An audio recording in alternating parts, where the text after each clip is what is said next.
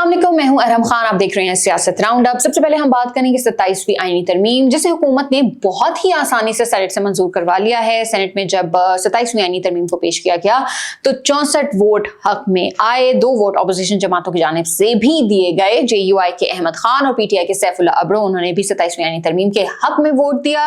और PTI के जो सेनेटर सैफुल्लाह अब्रो हैं, उन्होंने वोट देने के बाद रिजाइन भी कर दिया और उन्होंने कहा कि PTI ने उनकी अहलिया को लास्ट ईयर जब गिरफ्तार किया गया था कोई भी रिएक्शन नहीं दिया था और वो ईवान का हिस्सा नहीं रहना चाहते, जिसके ऊपर PTI और JUI की तरफ से रिएक्शन भी सामने आया और उन्होंने कहा है कि इन दोनों लोगों के खिलाफ आर्टिकल 62 के खिलाफ कार्रवाई की जाएगी। इससे पहले बैरिस्टर अली जफर जो सेनेटर हैं PTI के, उन्होंने अपने जो पार्टी के लोग हैं उनसे कहा था कि कोई भी मुखालफत में भी वोट नहीं डालेगा।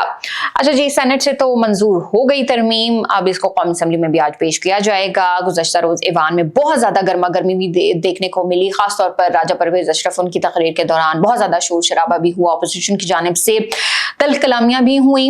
लेकिन आइडली हुकूमत के पास कौमी असम्बली में भी नंबर पूरा है और जब ये तरमीम कौमी असम्बली से भी मंजूर हो जाएगी तो यह आइन का हिस्सा बन जाएगी। फैसल वावडा, उनकी हम बात करते हैं।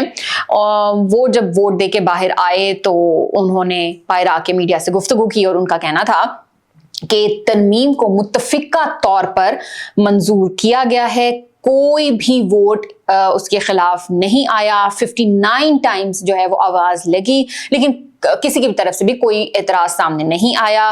साथ उन्होंने PTI को तनकीद का निशाना बनाया और कहा कि पाकिस्तान तहरीक इंसाफ का असल चेहरा सबके सामने आ गया है। इस सारे मामले पर PTI ऑन बोर्ड थी, ये उनका कहना था।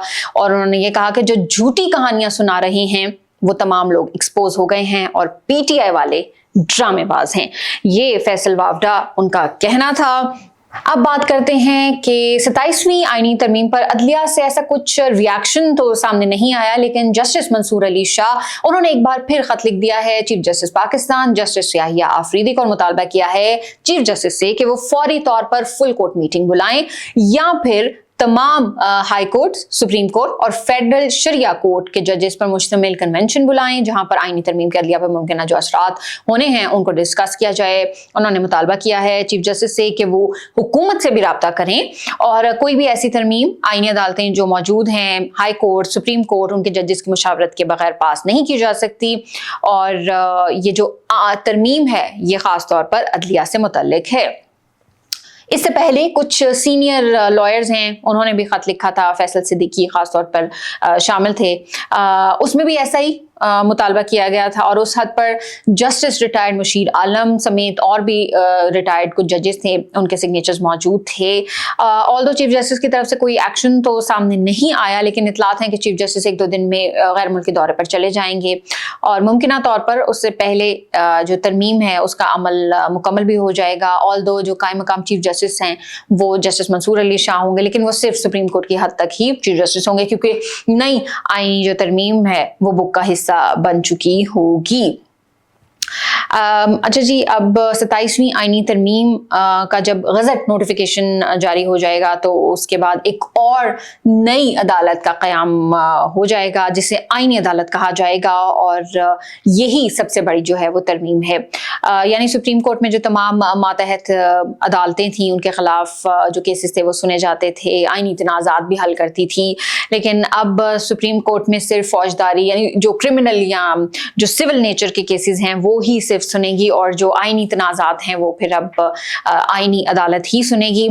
विफाकी जो आईनी अदालत होगी उसमें तमाम सूबों से जजेस की नुमाइंदगी होगी। मिसाक जमहूरियत उसमें भी यही था कि आईनी अदालत बनाई जाए, अब अमल दरामद हुआ है। उस टाइम 6 साल के लिए अदालत बनाना थी, लेकिन अब जो है वो मुस्तकिल बुनियादों पर आईनी अदालत बन जाएगी और ये जो आईनी अदालत है ये आइन की तशरीह भी करेगी।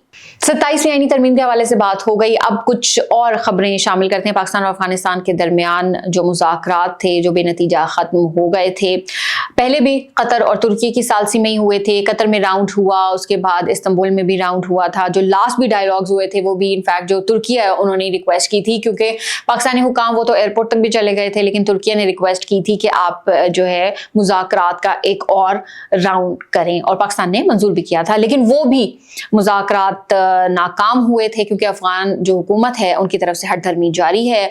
और पाकिस्तान का सिर्फ एक ही पॉइंट है कि पाकिस्तान की जो सरजमीन है उसमें दहशतगर्दी नहीं हो सकती, और अफगानिस्तान की जानिब से जितनी भी एक्टिविटीज़ पाकिस्तान की सरजमीन पर होती हैं वो किसी तौर जो है वो काबिल कबूल नहीं है। लेकिन अफगान हुकूमत ने कोई भी रिटन जमानत नहीं दी थी।